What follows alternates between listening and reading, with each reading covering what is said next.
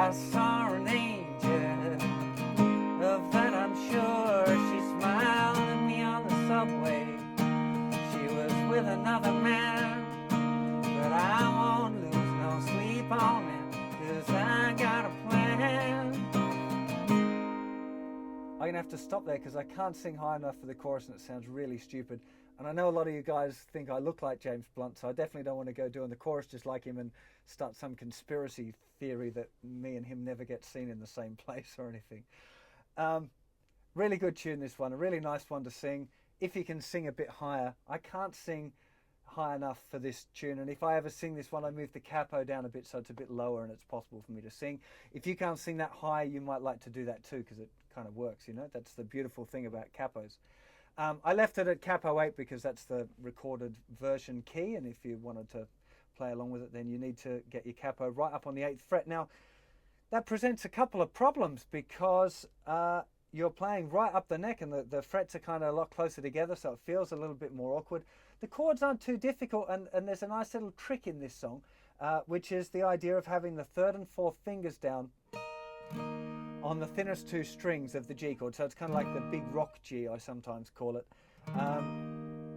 And that kind of makes it a little bit simpler for the chord changes, you know, because those two are static through pretty much the whole song. So I'll talk you through the chords now for the verse, and then we'll have a talk about the strumming afterwards. So I'll keep the strumming nice and simple for now. So we're starting off with the big G chord. I often don't even leave the 1st finger on for this, so the 5th string is often muted.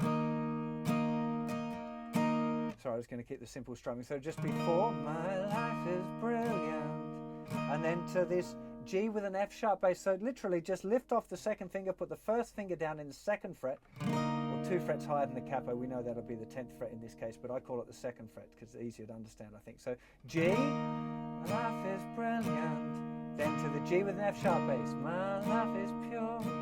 Then to the E minor 7. Now that would just be the same as a regular E minor chord, but because we've got those 2 fingers on the thinnest 2 strings still, it kind of makes it an E minor 7. 1 bar on that, saw an angel. Then to the C add 9, of that I'm sure. Now this one would just be still leaving those fingers on the thinnest 2 strings, putting the 2nd finger on the 3rd fret of the 5th string, 1st finger down in the 2nd fret of the 4th string. Of that I'm sure. It's the same again. She smiled at me on the subway. We have a G with an F sharp bass, and now then it goes to an E minor 7, and it stays on the E minor 7. Straightforward, all of that part. There's nothing too difficult going on. Now for the chorus, we've got the C add 9. You're beautiful. I can't sing high enough to do that. I'm going to really embarrass myself if I try. So it's 2 strums on C, 2 on D.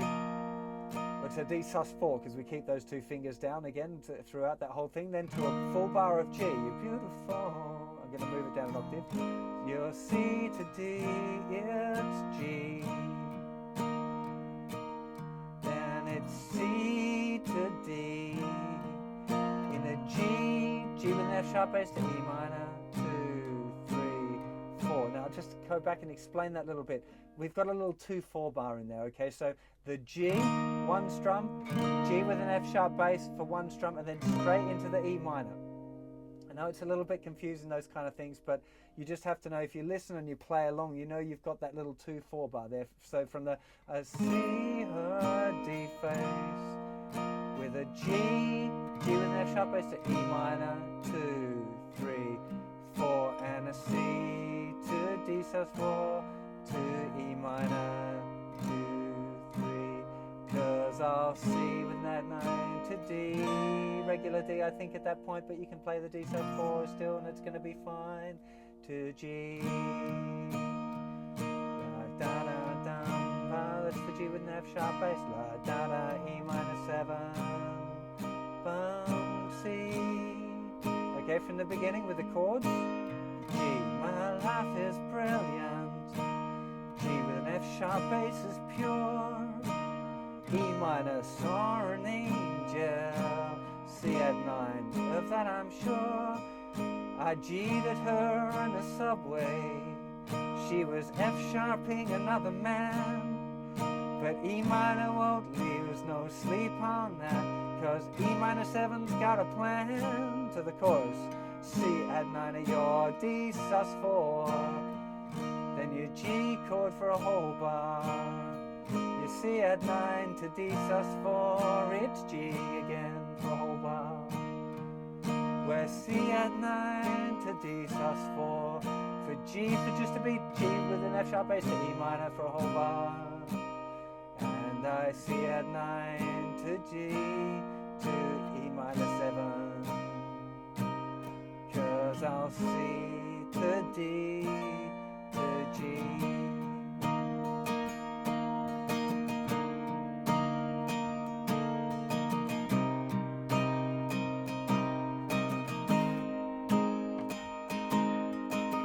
Now you can hear straight away, as soon as I add the strumming, that the right rhythm in there, it makes a big difference to how the song sounds. So the actual rhythm is 16th notes, but we've not covered 16th notes on the beginner's course. So this one, I've kind of written it as 8th notes to make it kind of digestible, but you would play that whole 2-bar sequence for each chord where it would normally be just 1 bar.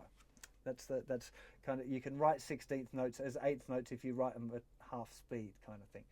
So let me just go through with you now this rhythm. I'm just going to do it on a G chord. So we've got, I'll play it first just so you can get a vibe on it. It's down, down, down, up, up, down, up, down, up, down, down, down, up, up, down, up, down. It's actually not that hard. 1, 2, 3, 4, and 1, and 2, 3, and 4, and 1, 2, 3, 4, and 1, and 2, 3, and 4, and 1, 2, 3, 4, and 1, and 2, 3, and 4, and down, down, down, up, up, down, up, down.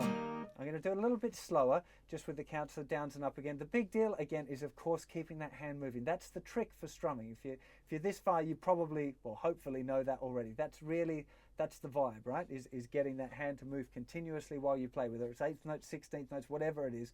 There are a few exceptions later down the line, of course, but that's for 95%, 99% of music probably, you've got to keep that strumming hand moving all the time. So a bit slower. Here we go. 3, 4, 1, 2, 3, 4, and 1, and 2, 3, and 4, and 1, 2, 3, 4, and 1, and 2, and 4, and 1, 2, 3, 4, and 1, and 2, 3, and 4, and down, down, down, up, up, down, up, down, up.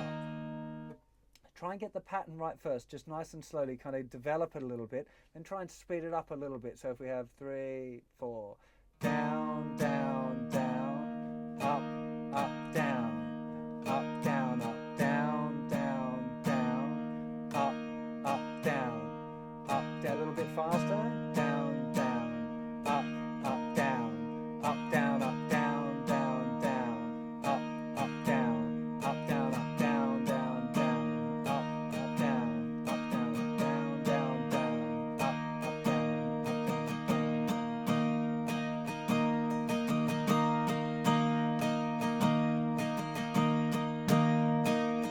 up, down. Now, just a little hint, the first down strum on beat 2, that second one, a little bit quieter, sounds a bit better.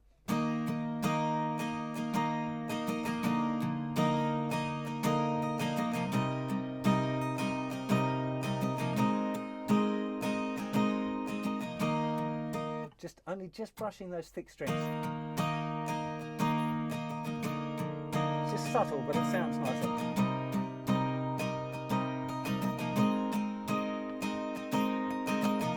Now with all of those sort of strumming patterns, it's not about it just being exactly the same. If you use that as kind of a bass kind of pattern, if you like, and really try and make sure that you try and stick to it, and if you allow yourself a little bit of leeway to accidentally hit a few other strums, it's going to probably end up sounding just like the record. That's kind of the trick. Of course, often when you've got a chord change, you need the last 16th note, which is an upstroke, to change chords. So very often that strum is kind of, if you like, kind of a few open strings. It's a bit sloppier, but everyone does that, and it's one of those little secrets for rhythm guitar, is not to really try and beat yourself up over. You try and get the chord change as quick as you can, but the 4 and very often is open strings or whatever, and you don't have to worry about that because all of the recordings that you listen to sound the same. I don't know why I just said recording's funny, but anyway. Hope you have fun playing that song. I think that's all there is for me to tell you about it. I mean, it's got a bridge actually, which I didn't go through, which is the C, E minor, C, E minor, C, E minor, A minor, D. If you got the songbook there, you should be pretty cool with that. I guess some of you might not have the songbook, so that actually, so let me explain that. That's that bit that goes C, La, Di, E minor, Di, Da, C minor, La, Di, Da, E minor, Da, C at 9, La, Di, Da, Di, Da, A minor to D, C, you're beautiful, you're beautiful. I said, just sorry, one last little trick I'll give you. On the G, you can put a little, if you're doing that thing I suggested of leaving your first finger off, and then if you deliberately curve your fingers around to get the open A, you can get that nice little movement.